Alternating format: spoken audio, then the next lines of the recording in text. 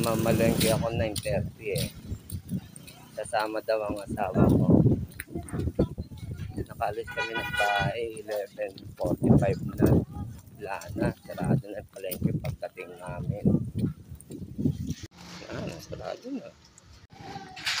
Sarado na lahat o. Ang kapamamamalengke. Sarado na lahat yung bangketa eh. Oh, yan na, wala na oh. Sarado na. Kailangan ko pa naman ng carrots, guys. Kasi yung asawa ko oh.